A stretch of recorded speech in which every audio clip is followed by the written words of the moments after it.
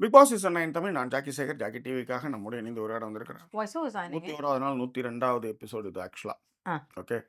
அதில் நம்ம பேசக்கூடிய விஷயம் என்னன்னா, அரோராவுக்கும் துஷாருக்குமான காதல் என்னவானது? ஸ்பெஷல் வீடியோ விரிவான பார்வைக்கு ஸ்டே டியூன் வித் அஸ்.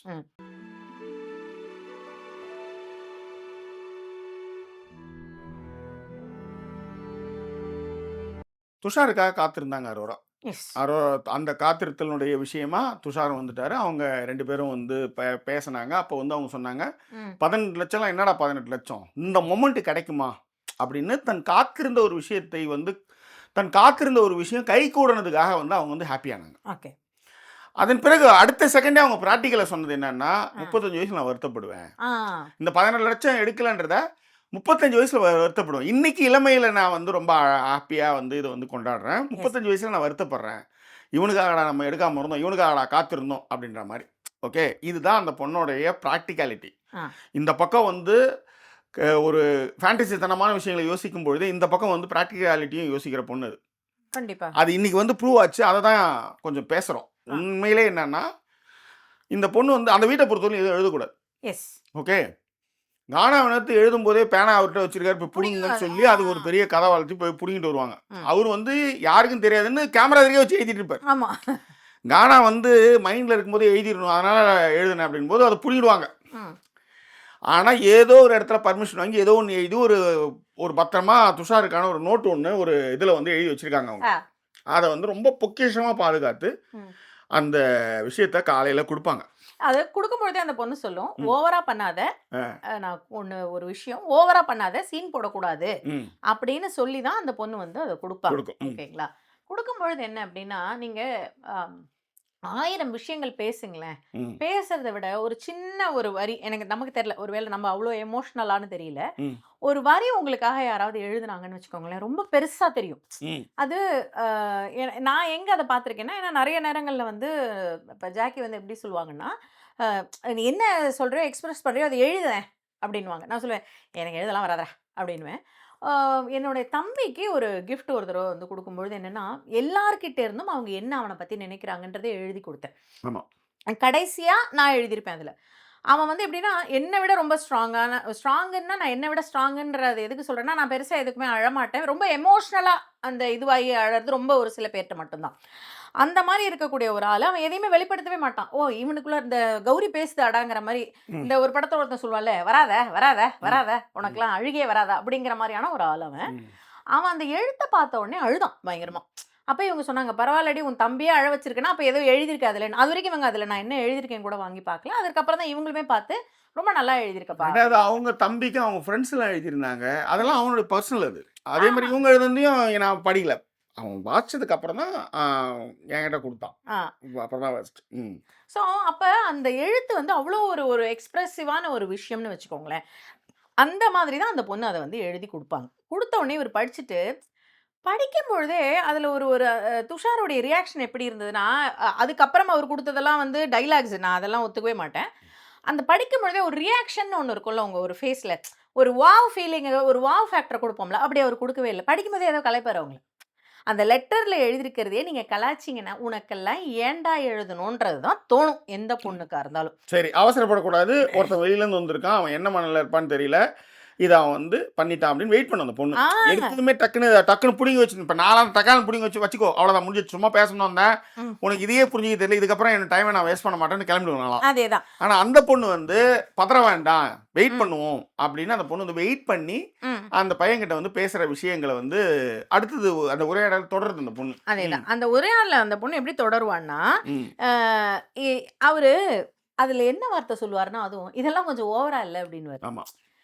அப்ப அந்த பொண்ணு அந்த அந்த முகம் மாறும்ல. அப்ப அந்த பொண்ணு அதுக்கப்புறம் அவர் எப்படி பேசுவாருன்னா, நீ இங்க இருந்த, நீ இங்க இருந்த, இங்க இருந்த, நீ இப்ப இங்க வந்துட்ட, அப்படிலாம் டயலாக் பண்ணுவாரு. அந்த பொண்ணு அதுல என்ன எழுதியிருக்கிறது லைட்டா தான் நமக்கு காமிப்பாங்க, பெருசா ஃபோக்கஸ் ஆகாது. ஏன்னா அது அவங்க பர்சனல்ன்ற மாதிரி பின்னாடி இது ட்ரோல் மெட்டீரியலா கூட மாறதுக்கு வாய்ப்பு இருக்கிறதுனால அதை டீம் ஒரு லைட்டா தான் காமிக்கும். அவர் அதிலே இம்ப்ரெஷனா அதை ஒரு விளையாட்டுத்தனமா எடுத்துக்குவாரு. அதாவது இந்த பொண்ணோட ஃபீலிங்கை புரிஞ்சுக்கிற மாதிரியான ஆள் துஷார் இல்ல. அவ்வளவுதான். அதுதான் ரொம்ப சிம்பிளா சொல்லணும். அவ்வளவுதான். அதுல அந்த பொண்ணு சொல்லும், நீ என்ன வேணா சொல்லு, ஓகேவா? யாருக்குமே வந்து ஒரு பொண்ணு ஒருத்தனை பத்தி பேசிக்கிட்டே இருந்தா, "நீ என்ன என்ட்ட வந்து இங்க இருந்தா கேம் விளையாடணும்னு பேசுற? ம். கேம்லாம் எடுத்துட்டு வந்த பாத்தியா? ம். தி வேர்ட்ஸ் யூ யூஸ்ட் இல்ல. ம். அதுதான் எனக்கு ரொம்ப இதுவா இருக்கு. ஏ எனக்கு என் கேம விளையாட தெரியும்." எனக்கு தெரியாதா கேம் விளையாடணுன்ட்டு? ஆ. கேம் விளையாட தெரியாமயா நான் வந்து 18,00,000 விட்டு உட்காந்துருக்கேன்? ஆ. நான் நெறைய விஷயங்கள யோசிக்கிறவன். உன்கிட்ட இருந்து யோசிச்சது வந்து என்னன்னா, நீ ஒண்ணும் இல்ல. நீ டிஜிட்டலா ரெக்கார்ட் ஆயிடும் நீ பயப்படுற. அது எனக்கு புரியுது. ஆ. ஆனா நீ என்ன சொல்லணும்னா, very beautiful. I too miss you. I too miss you. I love you. எதா இருந்தாலும் வெளிய போய் பார்த்துக்கோ. முடிஞ்சு போச்சு. ஆ. இந்த வார்த்தைய தான் அந்த பொண்ணு எதிர்பார்க்கும். ஆ. ஆனா இந்த அதாவதுங்க வார்த்தைய சொல்றத வந்து அவர் தவிர்ப்பாரு. அந்த பொண்ணு வந்து ஓப்பனா என்ன சொல்லும்னா, லவ் யூவ கூட எடுத்துட்டு மிஸ் வரா you. Jackie. I miss you. ஏன்னா எனக்கு எனக்கு புரியும் இந்த வீடு என்ன மாரியான ஒரு ஃபீலிங்ஸ குடுக்குதுன்னு. நான் சொல்லியிருக்கேன். ஏங்க துஷார விட பயங்கரமான மெச்சூர்டான ஒரு பொண்ணுங்க அந்த பொண்ணு. அதுக்கு தான் அந்த பொண்ணு சொல்லும். ம். எனக்கு தெரியாதா? நீ கேம் விளையாடுறத பத்தி என்கிட்ட பேசுற. நானு ஒரு பையன பத்தி லூசு மாரி பேசிட்டே இருந்தேன். யாருக்கு அத பார்க்கறதுக்கு பிடிக்கும்? ஆனா, அது எனக்கு தெரிஞ்சுமே அந்த பொண்ணோட மெச்சூரிட்டி அந்த இடத்துல யோசிச்சு பார்க்குறேன் நானு. பெரிய ஆச்சரியமா இருந்தது எனக்கு. ஆனா, அது தெரிஞ்சுமே நானு உன்ன பத்தி பேசிக்கிட்டு இருந்தேன். எனக்கு வர்றது பிடிக்கும். எனக்கு அது இம்பல்சிவா அது வந்து எனக்கு இருந்தது. அப்படி இருக்கிறது வெளியில இருக்கிறவங்களுக்கு பிடிக்காதுன்னு தெரிஞ்சும் நான் பண்ணேன். ஏன்னா, அதுதான் அரோரா. அப்படி நான் பண்ணாம இருந்ததுன்னா, அது அரோரா கிடையாது. நான் அரோரா அப்படிதான் இருப்பேன். நீ என்ன இத நான் விமர்சனங்களை எனக்கு வைத்தாலும், எனக்கு பிடித்தத நான் செய்வேன்னு நிக்கிறது இல்ல. ம். எனக்கு ஒண்ணு புடிச்சது யார யோசித்தால் சந்தோஷம் தருதோ அவங்க தான் நம்மளுக்கானவர்கள். ஆ. உன்னை யோசிச்சேன் இந்த வீட்ல. எனக்கு ரொம்ப சந்தோஷமா இருக்கு. அது ரொம்ப வைபா இருந்தது. அத நான் எக்ஸ்பிரஸ் பண்றேன். அதுக்கான பதில நீ குடுக்கல. நீ இது என்கிட்டயே வந்து மெச்சூர்ட பத்தி பேசுற, கேம பத்தி பேசுற. ம். ஐ டூ மிஸ் யூ அரோரா. நான் உன்னால தான் நான் இந்த இடத்துல தெரிய ஆரம்பிச்சேன். ம். நீ தான் நான் இல்லாட்டாலும் இந்த வீட்ல என் பேர உச்சரிச்சுக்கிட்டே இருந்த. வெளியில போய் பேசிக்குவோம். இதுதான் அந்த பையன் சொல்லியிருக்கணும். ஆ. இல்ல நெறைய விஷயம் சொல்லணும்னு நான் நெனைக்கிறேன். நீ என்ன யோசிக்கிறியோ அதே தான் நானும் யோசிச்சேன். ஆனா ரொம்ப வெளிப்படையா டிஜிட்டலா இங்க வந்து எல்லா ரெக்கார்டு இந்த இடத்துல இருக்குன்றத எனக்கு சொல்ல முடியல. இவ்வளோதான் பேசியிருக்கணும். ஆனா அந்த பையன் வந்து டிஜிட்டலா ரெக்கார்ட் ஆயிடுன்ற ஒரு விஷயமும், வெளியில அது வந்து ட்ரோல் மெட்டீரியலா போகும் நாளைக்கு அப்படின்றத அந்த இதில தான் அந்த பையன் வந்து அத செய்யல. அதாவது இப்ப இங்க நான் துஷார் பக்கமாவும் யோசிக்கிறேன். ம். நீங்க ஒண்ணு குடுக்குறீங்க.